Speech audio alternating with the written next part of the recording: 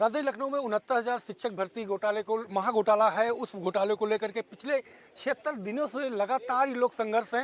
ये सारे अभ्यर्थी जो हैं वो लगातार कहीं ना कहीं कई बार इन पर लाठियां भी भांजी गई, मुख्यमंत्री आवास पर हो या तमाम जगह प्रोटेस्ट उन्होंने किया, अपने हक की लड़ाई के लिए मंत्री आवास का भी घेराव किया। लेकिन अब तक आज जो है इनका 76वां दिन है, मतलब 76वां दिन है, लेकिन जो न्याय की गूंज सुननी चाहिए, दिखनी चाहिए सरकार से, वो उम्मीदें अभी तक नहीं दिख पाई हैं। आज हालांकि सपा के जो पिछड़ा प्रकोष्ठ के अध्यक्ष हैं राजपाल कश्यप जी, वो भी आए हुए हैं। सर, 76वां दिन हो गया इनको। इस तरीके से कब तक ये लोग बैठे रहेंगे और कब तक आप लोग किस तरीके से इनकी मदद करेंगे?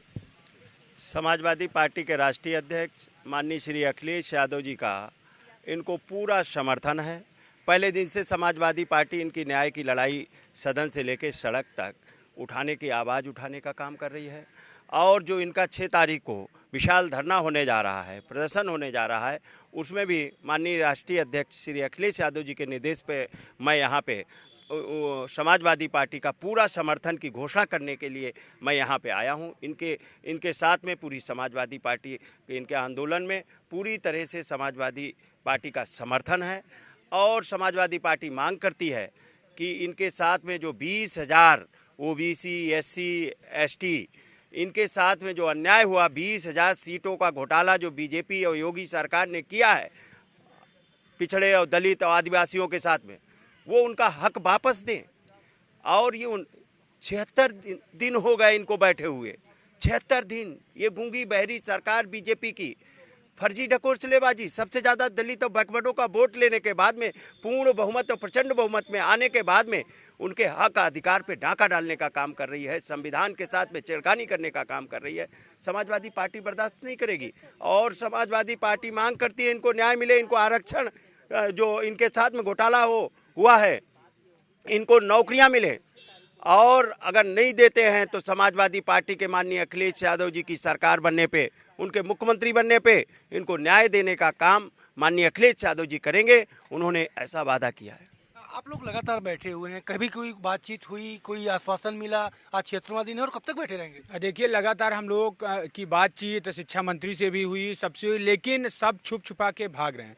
और आज हम लोग बहुत धन्यवाद ज्ञापित करेंगे माननीय राष्ट्रीय अध्यक्ष अखिलेश यादव जी का, जो एमएलसी राजपाल कश्यप भैया जी को भेजे और पिछड़ा वर्ग प्रकोष्ठ के अध्यक्ष हैं। और सबको आना चाहिए। अगर पिछड़े हक के अधिकार के लिए आपको अध्यक्ष बनाया जाता है, और जब पिछड़ों दलितों के अधिकार के लिए आपको कहीं पार्टियों में प्रदेश अध्यक्ष बनाया जाता है और गूंगे बहरे बन के आप सत्ताधारी के अध्यक्ष बनते हैं, तो ये कहीं नहीं चलेगा। पिछड़ा दलित अब जाग गया है।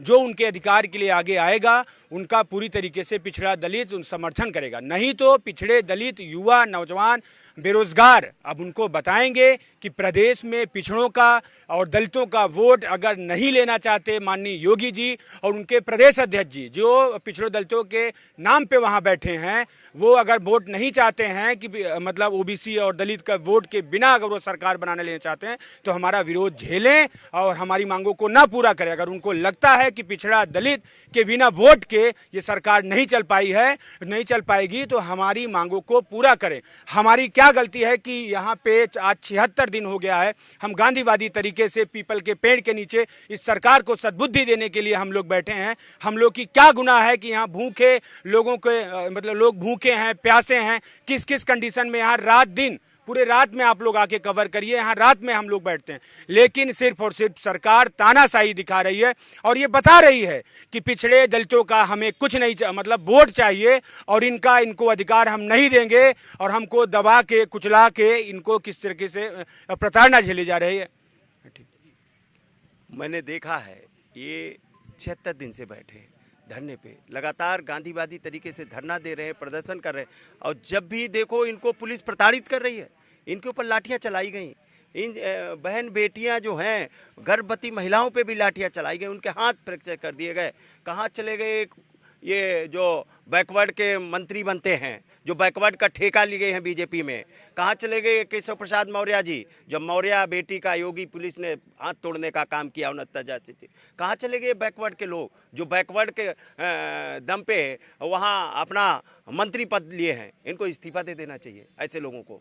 अगर अपने समाज की लोगों की भी इज्जत नहीं बचा सकते, अगर उनको न्याय नहीं दिला सकते बैकवर्ड और ये बीजेपी योगी सरकार तो लगातार आरक्षण के साथ में घोटाला कर रही है। 69,000 शिक्षकों के साथ में घोटाला किया और बांदा कृषि विश्वविद्यालय में भी घोटाला करने का काम किया।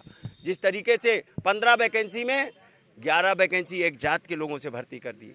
तो इसलिए बीजेपी सरकार लगातार जिस तरीके से आरक्षण घोटाला कर रही है, समाजवादी पार्टी 69,000 शिक्षकों के साथ में खड़ी है। इनकी न्याय की लड़ाई लड़ने का काम करेगी। इनका 6 तारीख को जो विशाल धरना होने जा रहा, उसमें माननीय अखिलेश यादव जी का पूरा समर्थन है, पूरा सहयोग है। इनकी सब तरीके से हम लोग साथ में खड़े हैं इनकी न्याय की लड़ाई। और अगर ये न्याय नहीं देते हैं समाजवादी सरकार बनने पे, इनको पूरी तरह से न्याय देने का काम और इनका हक और अधिकार देने का काम समाजवादी पार्टी करेगी। बिल्कुल, तो आपने देखा कि किस तरीके से आरक्षण को लेकर के लगातार पिछले 76 दिन से ये लोग यहाँ पर बैठे हैं और साफ तौर पर उनका इशारा है कि आगे आने वाले 6 तारीख को उनका विशाल धरना होगा। और जिस धरने को लेकर के समाजवादी पार्टी के राष्ट्रीय अध्यक्ष अखिलेश यादव ने पूरे प्रतिनिधित्व के तौर पर राजपाल कश्यप जी को भेजा है और पूरा सहयोग समर्थन जो है उनको दे रखा है। कैमरा पर्सन सौरभ के साथ संजय चौहान, भारत समाचार, लखनऊ।